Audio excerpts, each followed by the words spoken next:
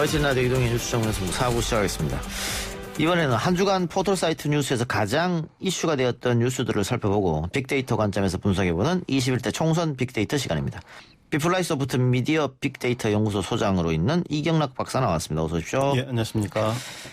자, 지난주에는 그 50개 키워드 중에서 네. 압도적으로 코로나19에 관련된 키워드가 많았는데 네네. 이번에는 그 코로나19 확산세가 좀 주춤하면서 네네. 뉴스가 다양하게 나온 것 같습니다. 예, 비교적 조금 많은 코로나19 외에도 다른 쪽으로 관심들을 많이 가져주면서 많이 본 뉴스가 뭐 코로나 일변도에서 좀 변하기는 했습니다. 예. 그래서 50개 주요 키워드 수집했는데 뭐 조금 코로나 바이러스 얘기는 있긴 하지만 그 명칭이 어쨌든 코비드-19 혹은 코로나19 우리는 그렇게 코로나19, 19 뭐 이렇게 정해졌는데 이전 보도에 비해서 이제 조금 코로나 관련된 없었고 이 밖에 이제 봉준호 감독과 기생충 뭐 이런 거 관련된 어휘들이 굉장히 키워드로 많이 등장을 했었습니다. 예. 그래서 이제 이와 관련해서 포털 뉴스 이용자들이 가장 관심을 가졌던 뉴스를 이제 5가지를 먼저 선정을 해봤습니다. 어떤 겁니까? 예, 첫 번째는 아무래도 그 코로나19 확산세와 관련된 내용인데 새로운 확진자 소식도 있었지만 이제 좀 잠잠해질 것이다라는 예측도 있었습니다. 예. 예, 그런 것도 있었고 두 번째는 봉준호 감독이 기생충으로 아카데미 4개 부문에서 수상을 한 소식이었는데요. 이게 이제 많은 관심도 끌었고 관련 기사도 굉장히 많이 쏟아졌습니다. 세 번째는 민주당의 그 임미리 씨 고발 후폭풍과 관련된 내용인데요. 지금도 이제 많은 분들이 뭐 나도 고발하라는 그 해시태그로 그 민주당 조치를 비판했었고 그 이제 고발이 이제 취소되기도 했는데 철회되겠는데 이제 그런 내용들이 계속 이슈가 되었고 네 번째는 미래통합당이 17일 출범 예정이라는 소식 이런 것들이 좀 이슈가 되었습니다. 뭐 보수 및 중도까지도 통합을 하는 거다 뭐 이렇게 표방을 하고 있는데 미래통합당이 제1야당으로 탄생을 하게 되었습니다. 이게 이제 총선 관련 큰 이슈였고요. 그 밖에도 일본에 정박해 있는 크루즈선에서 계속해서 이제 코로나19 감염자가 늘어나면서 해당 선박에 승선하고 있는 한국인 관광객에 대한 구명 논의 뭐 혹은 또 이것이 뭐 관련돼서 근거 없는 비판 아니냐 이런 내용들이 이어졌습니다. 그래서 오늘은 이 중에서 뭐 코로나19 관련된 새로운 이슈나 뭐 임미리 씨 기고문에 대한 민주당 고발에 대한 후속 여론 그리고 미래통합당 출범 등에 대한 그 인터넷 여론들에 대한 반응 좀 살펴보도록 하겠습니다. 최근 우리 정부가 중국 우한에 3차 전세기를 보내서 중국 국적인 가족들도 데려올 수 있게 했는데 예전에는 이렇게 하면 좀 비판적인 관점의 워딩들이 많이 나왔었는데 네. 요즘은 좀 달라진 것 같습니다. 네, 이제 말씀하신 대로 3차로 이제 전세기를 보내서 우리 교민들 그리고 또 외국 국적인 가족들까지 147명이 어제 입국을 했습니다. 근데 뭐 사실 또 유증상자가 5명 있어서 좀 우려도 됐었는데 모두 음성으로 판정이 났고요. 현재 경기도 이천에 국방어학원에 격리되어 있는 상황입니다. 그래서 이와 댓글 관련해서 댓글들 살펴보면 아직도 이제 좀 비판적인 내용들이 있기는 합니다. 뭐 어떻게 보면 근데 이제 예전에는 좀 안전을 중심으로 해서 우리 위험한 거 아니냐 이런 내용이었다면 지금은 약간 안전이 아닌 금전의 문제와 좀 연관이 되어 있습니다. 그래서 댓글 중에서 이제 많이 나타난 어휘들 그중에서 7번째로 이제 의미 있게 나타난 어휘를 보면 바로 그 세금이었습니다. 세금. 네네. 그러니까 한마디로 이제 우리 국적이 아닌 사람들 데려오는데 왜 세금을 쓰느냐 뭐 이런 내용들이 많았는데요. 근데 어쨌든 이 사안과 관련해서는 전반적으로 높은 공감을 댓글 보더라도 이 정책을 좀 칭찬하고 인도주의적으로 평가하고 있는 게 많았습니다. 그래서 7,000개가 넘는 공감을 받은 댓글도 뭐 가족도 데려올 수 있어서 다행입니다. 뭐 이런 내용이었고 5,000개 넘는 공감을 받은 댓글 내용도 힘든 상황에 서로 도와야 되고 배우자 자녀는 품어줄 수 있다. 이런 내용들이 이제 공감을 많이 받았습니다. 그렇군요. 자, 다음 임미리 고려대 연구교수의 칼럼 관련해서 민주당이 고발을 하고 후폭풍이 좀 있는 것 같은데 네. 이 사안을 바라보는 관점은 어떻습니까? 일단 그 컬럼이라고 하는 이제 지면에서 정치적 비판을 어쨌든 한 건데 이걸 가지고 고발을 하는 경우 이런 게 사실 많지가 않습니다. 그래서 굉장히 또 이게 이례적이라서 더 많은 관심을 끌었다 이렇게 볼 수도 있겠는데 정부나 뭐 공공성을 띈 기관이 개인이나 언론사가 표현한 그런 정치적 의사를 문제 삼아서 또 형사적인 처벌을 할 수 있게끔 하는 그렇게 고발하는 경우 대체로 이제 지금처럼 지탄을 많이 받아왔습니다. 예, 이와 관련해서 이제 내부 비판의 목소리도 민주당 내에서 나왔는데 이와 관련된 네티즌들의 반응을 살펴봤습니다. 그러니까 내부 비판과 관련된 해당 뉴스가 2월 14일자 세계일보 보도가 이제 네이버와 다음에 공통적으로 나왔는데 그 해당 보도의 제목을 보면 민주당은 왜 박근혜의 길을 가려고 하나? 뜨끔한 후보들 오만 옹졸 부적절 우려 이런 식의 이제 제목이 나왔었고 요 해당 기사의 내용이 이제 민주당 3선 의원인 정성호 의원이나 이낙연 전 국무총리 그리고 허영일 예비 후보 이런 분들의 그 우려되는 발언들을 전하는 그런 내용이었습니다. 예.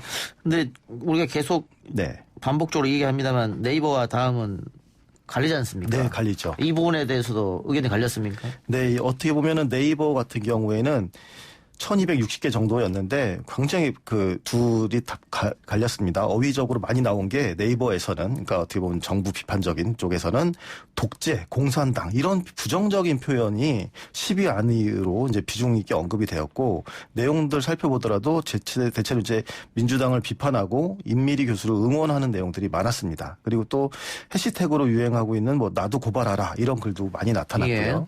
그리고 다음이 이제 완전히 상반된 내용들입니다. 여기도 1000개 넘게 이제 댓글이 있었는데 핵심적인 어휘가 네이버에 큰 차이를 보입니다. 그래서 일단은 가장 많이 언급된 단어가 민주당이긴 한데 다음으로 언급된 어휘가 바로 기레기입니다. 예. 그리고 11번째로 언급된 단어가 이제 선거법 위반이었는데 실제로 다음 이용자들이 주로 내용 주장하는 내용들이 뭐냐면 이러한 기사들 그러니까 여당의 비판적인 기사를 쓴 기자를 기레기라고 이제 비판을 하는 것이고 댓글에서도 이거 선거법 위반 맞다 이렇게 주장을 하고 있습니다. 그래서 예.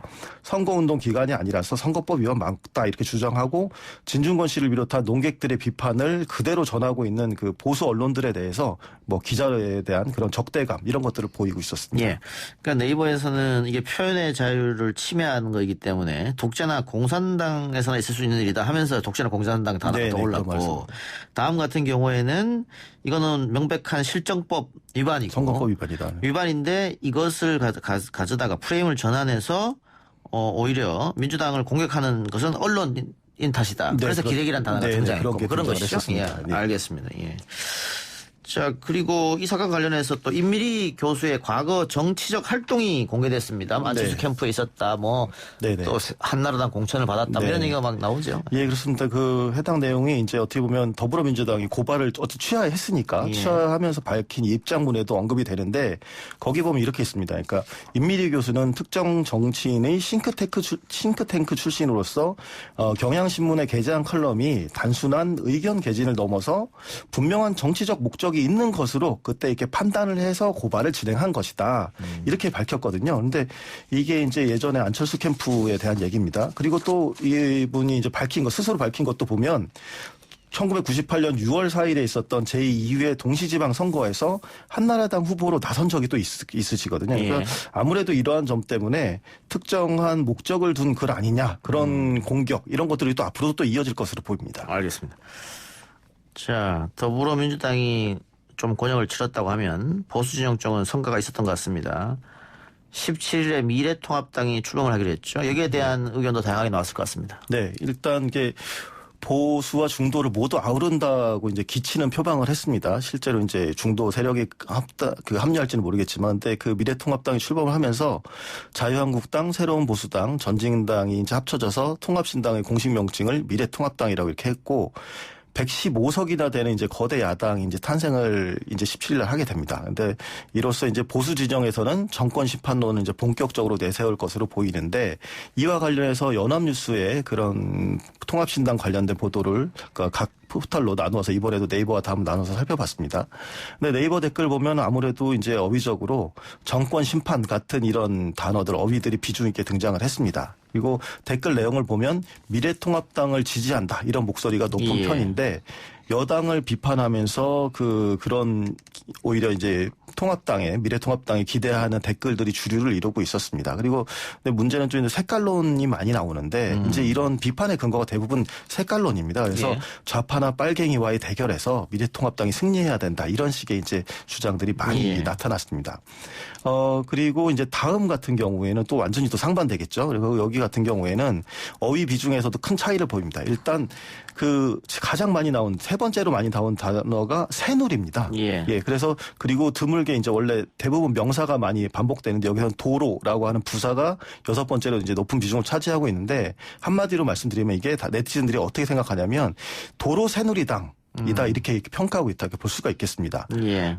실제로 댓글 보면 4,500개 정도의 가장 많은 공감을 얻은 댓글이 도로 새누리당이었고 그리고 합당 역시 어떤 정치적 승부를 보기보다는 일종의 쇼다 이렇게 생각하고 평가하는 그런 내용들이 다음 포털에서는 많이 나타났습니다.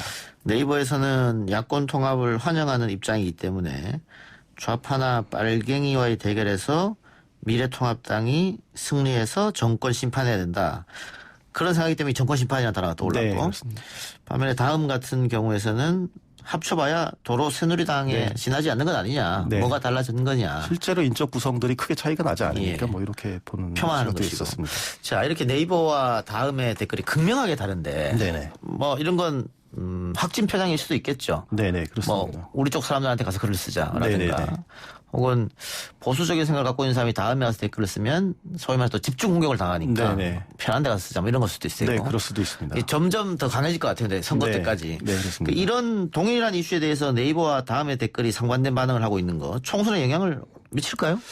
네, 일단 그런 집단적으로 따로 이제 그룹핑을 따르게 하는 것이죠. 그래서 사실 다음이나 네이버를 보면 완전히 다르지는 않습니다. 어떤 경우는 비슷하니까 성소수자나 그런 뭐 다양성과 관련된 것은 아직도 좀 혐오적인 것도 많고 지역 감정이나 이런 것들도 많이 있는데 그런데 이제 정치적인 이슈, 뭐 검찰 이슈나 방금 말씀드린 것처럼 뭐 통합당 진보 보수나 뭐 이런 입장으로는 극명하게 갈리는데 사실은 이것들을 이제 이용자들도 저희도 방송에서도 몇 번 다뤘지만 이용자들도 다 체감을 하고 있습니다. 그래서 이럴 때 나타나는 결과가 뭐냐면 같은 생각 가진 사람끼리 자기와 유사한 채널에서만 이제 뭉치게 되는 것인데 그럼으로써 이제 자기들이 가진 기존의 강점들이 더욱 강화되는 그렇게 성향을 보일 우려가 굉장히 큽니다. 그래서 앞으로 보게 되면 총선에서도 더욱더 이제 선택적으로 정보를 수용하거나 말씀하신 이제 확증 편향으로 이어지는 그런 형태가 나타날 그 가능성이 높은데 자신의 기존의 가치관을 깰 만한 나는 이 당을 이렇게 믿었는데 이게 아닌가봐라고 아주 크게 충격을 줄 만한 사건이 나타나지 않는 이상 스스로들 계속 인지적인 균형을 이루려고 그렇게 노력을 할 테고 그러다 보면 그러니까 가끔씩 다른 생각을 가진 그런 상대편의 댓글 가서 이제 지적을 하는 이런 것들이 있을 수 있겠지만 어떻게 보면 서로를 인정하는 토론 이런 것들은 굉장히 어려워지는 분위기가 오히려 이제 갈수록 강화되어서 나타날 것으로 보여집니다. 예. 넷상에서 그러니까 포털입니다. 이는 제가 말하는 넷상은 포털에서 건전한 토론을 기대하기는 쉽지 않아 보이네요. 그렇다면. 네, 그렇습니다. 원래 포털이 익명성의 특징이 있기도 하지만 갈수록 이제 사용자 스스로도 여기는 우리 편, 나는 여기서 있는 사람들은 나랑 비슷한 생각을 해라고 생각을 하게 되면 오히려 그곳에서만 자기들의 취향에 맞는 그런 의견이 동일한 것들만 뭉칠 가능성이 높기 때문에 좀 생산적인 토론이 나타나기 힘들어 보입니다. 최근에 드루킹이 3년 확정 판결을 받았습니다만 이런 것 때문에 뭐 댓글을 조작하고 매크로 돌리고 하는 거 아니겠어요? 네, 그렇습니다. 그래서 포털의 댓글란을 뭐 없애자 뭐 이런 얘기도 있고 각 신문사의 기사에서 하단에서만 뭐 댓글 달리하자 뭐 이런 여러 가지 방안이 나오고 있습니다만은 조금 더 토론이 좀 필요한 부분인 것 같습니다. 알겠습니다. 오늘 말씀 여기까지 듣죠. 수고하셨습니다. 네, 감사합니다.